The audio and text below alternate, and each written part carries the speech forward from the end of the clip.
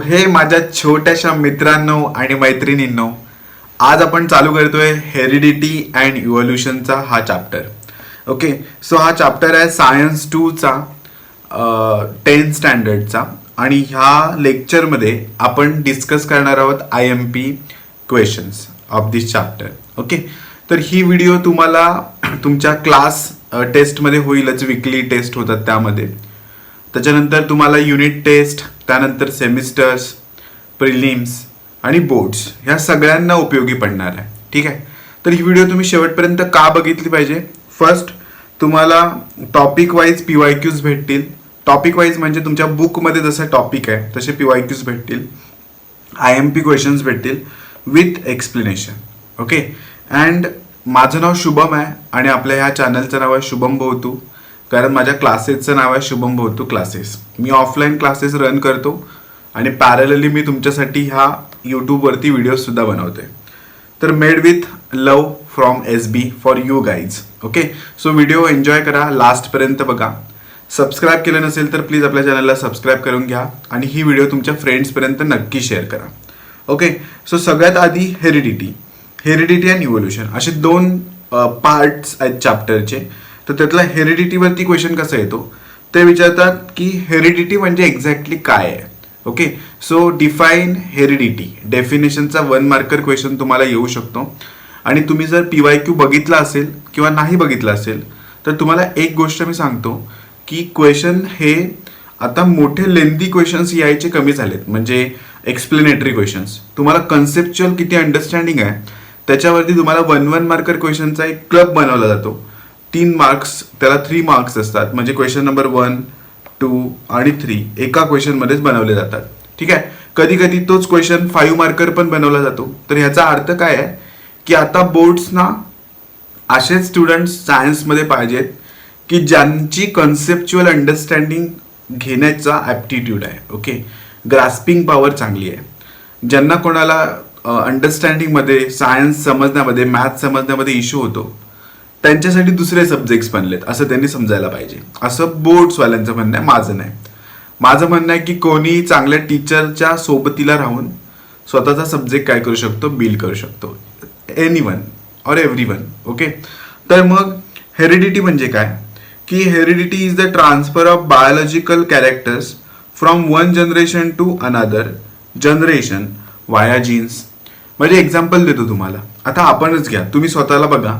तुम्ही एकतर तुमच्या पेरेंट्स सारखे दिसता, ऑब्विसली. तुम्ही तुमच्या पप्पांचे थोडेसे कॅरेक्टर्स घेतलेले असतील आणि थोडेसे तुम्ही तुमच्या आईचे कॅरेक्टर्स घेतलेले असतील. ह्याचा अर्थ काय आहे की हे कसले कॅरेक्टर्स आहेत? Biological characters. मग तुम्ही म्हणता बायोलॉजिकल कॅरेक्टर्स म्हणजे कोणते कॅरेक्टर्स? जसं की हेअर्स घ्या, कलर ऑफ आईज घ्या, ठीक आहे. त्याच्यानंतर फेसिंग स्टाईल घेऊ शकता तुम्ही, बोलण्याची स्टाईल, चालण्याची स्टाईल. म्हणजे थोडंफार आपण नियर अबाउट आपल्या पेरेंट्स सारखंच वागत असतो किंवा करत असतो. हे का करत असतो? कारण त्यांच्याकडचे जीन्स हे आपल्यात आलेत. मग आता तुम्ही ऐकलं असेल ना की हे तर जेनेटिक आहे, मला हे म्हणजे माझ्या आई वडिलांकडूनच भेटलंय. तर ह्याचा अर्थ काय होतो की ही जी म्हण आहे ना की जे आई वडिलांकडूनच भेटलंय तेच काय आहे? हेरिडिटी आहे. मग तुम्हाला क्वेश्चन कसा येतो की SB IMP क्वेश्चन काय आहे की डिफाईन हेरिडिटी. सिम्पल ही वाली लिहायची आहे. मग कसं? Heredity is the transfer of biological characters. Biological characters transfer होणार आहेत. ओके, कुठून कुठे ट्रान्सफर होणार आहेत? फ्रॉम वन जनरेशन, म्हणजे आपल्या पेरेंट्सच्या जनरेशनकडून आपल्या जनरेशनकडे. ठीक आहे, वाया जीन्स हा व्हेरी IMP सेंटेन्स आहे किंवा वर्ड आहे, वाया जीन्स. ठीक आहे, मी त्याला हायलाईट पण करून ठेवतो. तुम्ही ही नोट तुमच्या नोटबुकमध्ये कॉपी डाऊन करा. व्हिडिओ पॉज करून करू शकता किंवा स्क्रीनशॉट मारू शकता. Okay, after that define heredity झाल्याच्या नंतर तुम्हाला एक कन्सेप्ट आहे ट्रान्स्क्रिप्शन, ट्रान्सलेशन अँड ट्रान्सलोकेशन. अशा 3 तुम्हाला कन्सेप्ट्स आहेत तुमच्या टेक्स्ट बुकमध्ये. तर त्यावरती आधारित बोर्ड्सना क्वेश्चन कसा विचारला त्यांनी सिम्पली विचारला की व्हॉट इज सेंट्रल डॉग्मा. तुम्हाला पेज नंबर 1 मध्ये बघायला भेटेल. व्हॉट इज ट्रान्स्क्रिप्शन तुम्हाला पेज नंबर 2 वरती त्याचं एक्सप्लेनेशन बघायला भेटेल. ठीक आहे, 1-2 वरती. What is meant by triplet codon again page number 2 वरती आहे. म्हणजे त्यांनी पूर्ण क्वेश्चन एक्सप्लेन नाही करायला सांगितला प्रोटीन सिंथेसिसचा. तुम्ही प्रोटीन सिंथेसिसची प्रोसिजर शिकलाच असाल, समजलाच असाल. त्याच्यामध्ये पेप्टाईड बॉन्ड्सना आपण अमेनो ऍसिड्स कनेक्ट करतो आणि एक अमेनो ऍसिडची चेन बनते. ठीक आहे, अशी वाली असं कन्सिडर करा. आणि ह्यालाच आपण काय बोलतो, कॉम्प्लेक्स प्रोटीन म्हणतो. ठीक आहे. मग हा प्रोटीन सिंथेसिस करण्यासाठी तुम्हाला काय करायला लागतं, ह्या 3 स्टेप शिकायला लागतात: ट्रान्सक्रिप्शन, ट्रान्सलेशन आणि ट्रान्सलोकेशन. मग SBIMP क्वेश्चन काय आहे की ते एक्झॅक्टली तुम्हाला काय विचारू शकतील, एखाद दुसरी स्टेप एक्सप्लेन करायला लावतील. एक्सप्लेन इन द सेन्स फक्त विचारतील, what is mean by translocation, what is mean by transcription, what is mean by translation. ठीक आहे. तर मग ह्याचा अर्थ काय आहे की मला प्रत्येकाचं 1 लाइनर आन्सर आलं पाहिजे. पण त्यातूनच जर IMPच सांगायचे झाले तर ते काय आहेत, व्हॉट इज सेंट्रल डॉग्मा. ठीक आहे. त्याच्यानंतर बघा MCQ विचारलाय, transfer of information from molecules of DNA to mRNA is called as process dot dot process. Example तुम्हाला देतो आता. एक्झाम्पल इकडे लक्ष द्या, ही स्टोरी आहे का. ही एक सेल आहे. ठीक आहे. ह्या सेलमध्ये हा एक काय आहे, न्यूक्लियस आहे. ओके. आणि ह्या न्यूक्लियसमध्ये काय आहे, हा DNA असं कन्सिडर करूया. हा DNA आहे, छोटासा दिसतोय तो DNA. आता ह्या DNA ला आहे ना एक शाप असतो. शाप इन द सेन्स आपण बघा, तुला त्यांना म्हणतो की तू इथून बाहेर येऊ शकत नाहीस किंवा आयुष्यभर इथेच अडकशील. तसं याला एक शाप आहे की तो DNA स्वतः न्यूक्लियस मधून सायटोप्लाझम मध्ये येऊ नाही शकत. ठीक आहे. आता तुम्ही म्हणाल सायटोप्लाझम म्हणजे काय, की हा पार्ट कोणता आहे, न्यूक्लियसचा आहे. ठीक आहे. त्याच्यानंतर बघा हा वाला पोर्शन कोणता आहे, सायटोप्लाझम आहे. ठीक आहे. आणि ह्या सायटोप्लाझम मध्ये कोण कोण प्रेझेंट आहे, असं कन्सिडर करू शकता की हा तुमचा रायबोझोम आहे, रायबोझोमल RNA. ह्याला तुम्ही काय म्हणू शकता, rRNA. ठीक आहे. त्याच्यानंतर इथे तुम्हाला 3 पायांचा एक माणूस दिसेल, त्याच्या डोक्यावरती एक काठी असेल असं कन्सिडर करा ह्या साईडला. ओके. तर ह्याला काय म्हणायचं, tRNA. ओके. आणि ह्याच्या आतमध्ये जो DNA आहे, तर DNA ला एक शाप आहे की तो स्वतःहून काय होऊ शकत नाही, बाहेर येऊ शकत नाही. पण त्याला बाहेर काय यायचं आहे, कारण त्याच्याकडे एक इन्फॉर्मेशन स्टोअर केलेली आहे. मग ती इन्फॉर्मेशन कशाबद्दल आहे, प्रोटीन सिंथेसिस बद्दल. ठीक आहे. मग हा स्वतः DNA बाहेर नाही येऊ शकत.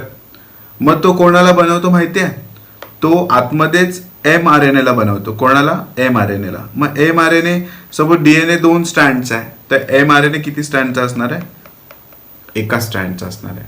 इझी कन्सेप्ट आहे. मग मला इथपर्यंत का आलं की स्वतः कोण बाहेर नाही येऊ शकत, DNA बाहेर नाही येऊ शकत. म्हणून आता बाहेर कोण येणार आहे, mRNA बाहेर येणार आहे. ठीक आहे. म्हणून तर mRNA ला आपण मेसेंजर RNA म्हणतो. कोणता RNA, मेसेंजर RNA. तुम्ही जर नीट ऑब्झर्व केला असेल ना, तर DNA हा एक मॅनेजर सारखा आहे आणि तो त्याच्या एम्प्लॉईजना काय करतो, कामाला लावतो. ओके. तर आपण आज एक सायन्ससाठी एक टर्मिनॉलॉजी इंट्रोड्यूस करतो, KTM नावाची. KTM म्हणजे काय, KTM काहीतरी महत्वाचं. ठीक आहे. म्हणजेच IMP. ओके. त्याला आपण KTM म्हणूया. तर मग आता स्वतःहून DNA बाहेर येऊ शकत नाही म्हणून तो mRNA बनवतो. DNA त्याच्यातला मेसेज mRNA ला देतो आणि mRNA ला सांगतो की आता तू स्वतः बाहेर जा आणि काय कर, प्रोटीन सिंथेसिस कर. ओके. तर मग DNA येतो आणि कोणावर बसतो येऊन, तो बसतो एक्झाम्पल रायबोझोमल RNA वरती. ठीक आहे. रायबोझोमल RNA वरती येऊन काय होतो, बसतो. आणि ह्या रायबोझोमल RNA वरती काय होतं, हा जो tRNA आहे ना, तो हा tRNA रायबोझोमल RNA वरती एक एक अमिनो ऍसिड घेऊन येतो. इकडे अमिनो ऍसिड असे प्रेझेंट आहेत असं कन्सिडर करा. आणि हा एक एक अमिनो ऍसिड खेचतो, पकडतो आणि इकडे ह्याच्यावर घेऊन येतो. ठीक आहे. एक आणून झाला की परत रायबोझोमल RNA थोडा सरकतो आणि दुसरा घेऊन येतो, परत सरकतो, परत तिसरा घेऊन येतो. म्हणजे असं काय होतं की हळूहळू एक नवीन इथे अमिनो ऍसिड्स येतात आणि हे अमिनो ऍसिड्स एकमेकांना असे कनेक्टेड होतात. आणि कनेक्ट करण्यासाठी आपण काय करतो, ह्याचा वापर करतो. कशाचा, पेप्टाईड बॉन्डचा. ठीक आहे. सो हे सगळे अमिनो ऍसिड्स आहेत असं कन्सिडर करा सायटोप्लाझम मध्ये. आता एक सिंपल क्वेश्चन विचारतो, बघूया सांगता येते काय, की DNA स्वतः बाहेर येऊ शकत नाही म्हणून तो कोणता RNA बनवतो, कोणता बनवतो, mRNA. ठीक आहे. तो mRNA जाऊन कशावर बसतो, रायबोझोमल RNA वरती. म्हणजे कोणता RNA, rRNA. अमिनो ऍसिड्स कुठे प्रेझेंट असतात, अमिनो ऍसिड्स प्रेझेंट आहेत सायटोप्लाझम मध्ये, जेम्सच्या गोळ्यांसारखे प्रेझेंट आहेत. ठीक आहे. त्याच्यानंतर मग tRNA काय करतो, एक एक अमिनो ऍसिड पकडतो आणि खालती येऊन काय करतो, न्यूक्लियोटाइड्स कनेक्ट करून तो एक एक अमिनो ऍसिड सोडत जातो. मग तो पहिला tRNA सरकला, अमिनो ऍसिड आहे वरती, तो दुसऱ्या अमिनो ऍसिडला काय होतो, कनेक्ट होतो. म्हणजे अशी त्याची काय बनते, एक चेन बनते. आणि ह्याच चेनला आपण काय बोलतो, कॉम्प्लेक्स प्रोटीन. आणि हाच कॉम्प्लेक्स प्रोटीन बनण्याच्या प्रोसिजरला आपण म्हणतो प्रोटीन सिंथेसिस. ठीक आहे. आणि हा प्रोटीन सिंथेसिस कम्प्लीट व्हायला म्हणजे करायला 3 स्टेप आहेत. पहिली स्टेप आहे ट्रान्सक्रिप्शन, दुसरी स्टेप आहे ट्रान्सलेशन आणि तिसरी स्टेप आहे ट्रान्सलोकेशन. ठीक आहे. मग आता मी ह्या स्टोरीमध्ये तुम्हाला सांगितलं ना, त्याच्यामध्ये DNA mRNA बनवतो, त्याला ट्रान्सक्रिप्शन म्हणतात. त्याच्यानंतर ट्रान्सलेशन काय आहे की तो mRNA जाऊन रायबोझोमल RNA वरती बसतो. ठीक आहे. त्याला काय म्हणायचं, आणि tRNA घेऊन ह्याच्यावरती कनेक्ट होणार आहे आणि एक एक अमिनो ऍसिड घेऊन येणार आहे. ह्याला ट्रान्सलेशन म्हणायचं. म्हणजे जो मेसेज DNA ने पाठवला नाही mRNA सोबत, त्याचा वापर करून tRNA एक एक घेऊन येतोय आणि कनेक्ट करतोय, ट्रान्सलेशन. आणि बघा पुढे सरकतोय की नाही, tRNA जातोय, दुसरा tRNA येतोय, परत कनेक्ट करतोय, तिसरा येतोय, कनेक्ट करतोय, आणि इकडे पुढे पुढे सरकतोय. म्हणजेच काय की लोकेशन चेंज होते. मग त्याला आपण काय म्हणतो, ट्रान्सलोकेशन. सिंपल कन्सेप्ट आहेत. तर त्याच्यामध्ये पहिल्यांदा तुम्ही बघा, सेंट्रल डॉग्मा म्हणजे विचारले त्यांनी. सेंट्रल डॉग्मा काय आहे की इथे बघा मी कन्सेप्ट लिहिले आहे सेंट्रल डॉग्माची. Central dogma is the process of synthesis. आता तुम्ही म्हणला सिंथेसिस काय म्हणतोय हा मागासपासून, तर सिंथेसिस म्हणजे आपल्या लेमन लँग्वेजमध्ये, मराठी लँग्वेजमध्ये बनवणे. ठीक आहे. सो सिंथेसिस कशाचं होणार आहे, प्रोटीनचं. कशानं होणार आहे, तर DNA स्वतः येऊ शकत नाही, मग तो कोणाची हेल्प घेईल, RNAची हेल्प घेईल. मग मी KTM काय लिहिलंय, काहीतरी महत्वाचं. DNA मेन आहे पण काम RNA करणार. ठीक आहे. म्हणजे DNA मॅनेजर आहे पण एम्प्लॉय कोण आहेत, RNA. तो ऑर्डर्स देतोय सगळ्यांना, असं कन्सिडर करू शकतो आपण. ठीक आहे. मग सेंट्रल डॉग्मा काय आहे, सेंट्रल डॉग्मा एक प्रोसेस आहे. कसली प्रोसेस आहे, काहीतरी बनवण्याची प्रोसेस आहे. मग बनवण्याला आपण ह्या सायन्समध्ये काय बोलतो, सिंथेसिस.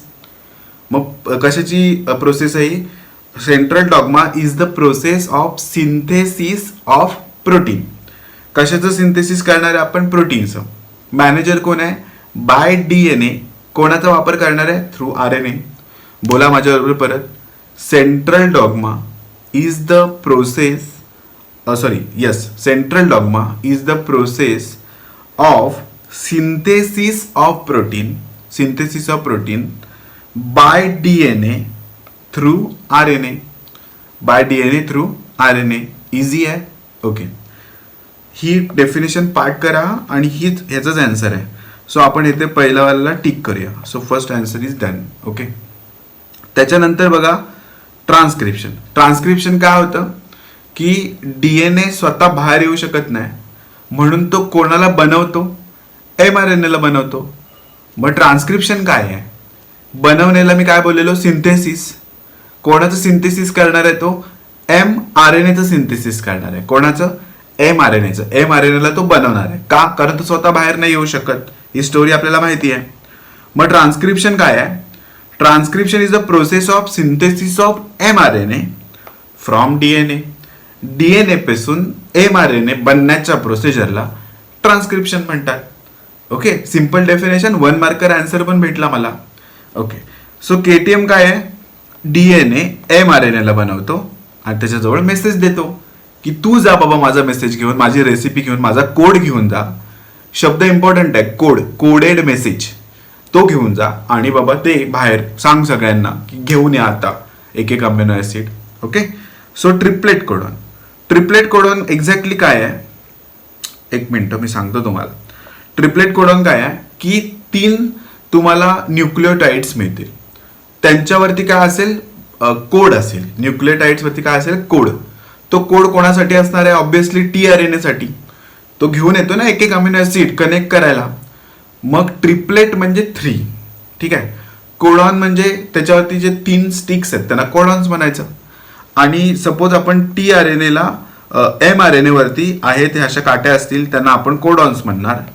आणि tRNA वरती ज्या 3 काट्या आहेत खालती, ह्या 1 2 3 तुम्ही पिक्चर फोटोमध्ये तुमच्या बुकमध्ये बघू शकता, त्याला आपण अँटीकोडॉन म्हणणार. मग त्यांचं काय होतं, हे 3 अँटीकोडॉन आणि खालचे हे कनेक्शन्स बनतात. ठीक आहे, इझी आहे. तर मग मी काय करेन, ट्रिपलेट कोडॉनला आपण काय म्हणायचं की किती न्यूक्लिओटाइड्स असणार आहेत, 3 न्यूक्लिओटाइड्स असणार आहेत आणि त्यांच्याकडे काय असणार आहे, कोड. कोड म्हणजे मेसेज, रेसिपी स्टोअर केलेली होती ना DNA मध्ये, तर त्यांच्याकडे काय असणार आहे, कोड असणार आहे. आणि त्या कोडला, तो कोड कोणासाठी बनलाय, एक एक अमिनो ऍसिडसाठी बनलाय. For each amino acid non as triplet codon. मग इझी आहे. ट्रिपलेट कोडॉन काय आहे, ट्रिपलेट म्हणजे 3. मग 3 कोण आहेत, न्यूक्लिओटाइड्स आहेत, 3 न्यूक्लिओटाइड्स विच हॅव, त्यांच्याकडे काय कोड फॉर, कोणासाठी कोड आहे, इच अमिनो ऍसिडसाठी कोड आहे. ठीक आहे, इच अमिनो ऍसिडसाठी कोड आहे, त्यालाच आपण ट्रिपलेट कोडॉन म्हणतो. इझी इझी आहे का? ओके. सो मग तुम्हाला क्वेश्चन कसा आलेला बोर्ड्सना, मग IMP क्वेश्चन हा तुमच्या ह्याला पण येऊ शकतो स्कूलच्या एक्झाम्सना. सेंट्रल डॉग्मा म्हणजे काय, ट्रान्स्क्रिप्शनच्या ऐवजी कोणत्याही 2 स्टेप्स येऊ शकतात. ट्रान्स्क्रिप्शनच येईल असं नाही, ट्रान्सलेशन पण येऊ शकतं आणि ट्रान्सलोकेशन पण येऊ शकतं. पण त्याच पेजवरती ट्रिपलेट कोडॉन नावाची कन्सेप्ट IMP आहे. ओके. तर मग तुम्हाला आता काय काय आलं पाहिजे, मी शिकवतो तेवढंच. सो ह्या नोट्स तुम्ही घेऊन ठेवा. आता इथे चेक करा, transfer of information from molecule of DNA कडून इन्फॉर्मेशन आपण mRNA ला देतो, त्या प्रोसेसरला आपण ट्रान्सक्रिप्शन म्हणतो, ट्रान्सलेशन म्हणतो का ट्रान्सलोकेशन म्हणतो. जो आन्सर सांगेल तर ग्रेट, त्यानं लेक्चर नीट ऐकला नाही. ट्रान्सक्रिप्शन म्हणतो. काय म्हणतो, ट्रान्सक्रिप्शन. DNA स्वतः बाहेर येऊ शकत नाही म्हणून तो काय बनवतो, mRNA ला बनवतो. ओके. मग आता मला आजसाठी लास्टची कन्सेप्ट तुम्हाला एक्सप्लेन करायची आहे. आता तुम्हाला मला काय सांगायचं बघा, तुम्ही कोरोना व्हायरस ऐकलेला, ठीक आहे, असा दिसत होता तो. आपण असं बघूया, हा कोरोना व्हायरस आहे. तर तुम्ही बघत असेल की कोरोना व्हायरसची वॅक्सिन घेऊन पण काय काय जणांना कोरोना व्हायरस होत होता. का? कारण तो स्वतःला आहे ना चेंज करत होता. म्हणजे पहिला तो आता सपोज असा दिसतोय, असा इन द सेन्स त्याचं म्युटेशन वेगळं आहे. परत तो स्वतःला काय करत होता, ग्रो करत होता, इम्प्रूव्ह करत होता आणि चेंजेस करत होता स्वतःमध्ये. मग आणखीन पॉवरफुल बनत होता. मग म्युटेशन काय आहे, म्युटेशन तीच प्रोसिजर आहे. Minor change occurs due to change in position of any nucleotide. न्यूक्लिओटाइडच्या पोझिशनमुळे एक छोटासा चेंज येतो. ठीक आहे, आणि त्या छोट्याशा चेंजमुळे काय होतं, पूर्ण आकृती बदलते. म्हणजे पूर्ण पुढची गोष्ट, नवीन येणारी गोष्ट चेंज होते. थोडा जरी चेंज झाला असेल तुमच्या न्यूक्लिओटाइड्समध्ये, DNA मध्ये, तर पुढे जाऊन गडबड होते. ठीक आहे, आपल्या ह्युमन्समध्ये पण ती होते. पण म्युटेशन काय आहे, तुम्हाला मी कोरोनाचं एक्झाम्पल दिलं की कसा तो डे बाय डे चेंज होत होता. का चेंज होता, का चेंज होत होता, कारण त्याच्या कशा कुठल्या पोझिशनमध्ये चेंज होत होती, न्यूक्लिओटाइडच्या पोझिशनमध्ये चेंज होत होता. ठीक आहे. मग म्युटेशनची डेफिनेशन खूप IMP आहे, व्हेरी व्हेरी व्हेरी IMP म्हणू शकता हिला. ठीक आहे. MCQ पण आलाय 2024ला. A minor change occurs due to change in position of any nucleotides in its term as or its term as mutation. पाठ करायचे डेफिनेशन. मी in detail in depth explanation मध्ये घुसलोच नाही. का? कारण ही व्हिडिओ IMP क्वेश्चनची आहे. मी असं कन्सिडर करतोय की तुमचे ऑलरेडी प्रिपरेशन, तुमच्या स्कूलमध्ये तुमचे कन्सेप्ट वगैरे प्रॉपर क्लिअर आहेत. मी फक्त ते ब्रशअप करतोय, revision kind of. Okay. Video जर खरंच आवडली असेल, IMP क्वेश्चन्स भेटले असतील आणि एक्स्ट्रा काहीतरी मिळालं असेल, तर शुभम भाऊ सबस्क्राईब करायला विसरायचं नाही. तुमचं प्रेम माझ्या चॅनलवरती शो करा. आणि दुसरी गोष्ट, तुमच्या फ्रेंड्सना, तुमच्या कॉलेजच्या, स्कूलच्या अनऑफिशियल ग्रुप्सना, व्हिडिओजना शेअर करा. ओके. सो मी तुमच्या सोबत आहे. वर्षभर तुम्हाला IMP क्वेश्चन्स आणि ही सिरीज आपण कंटिन्यू करत राहू. जर व्हिडिओ परत एकदा बोलता आवडली तर शेअर करा, सबस्क्राईब करा. Thank you very much for watching. Thank you.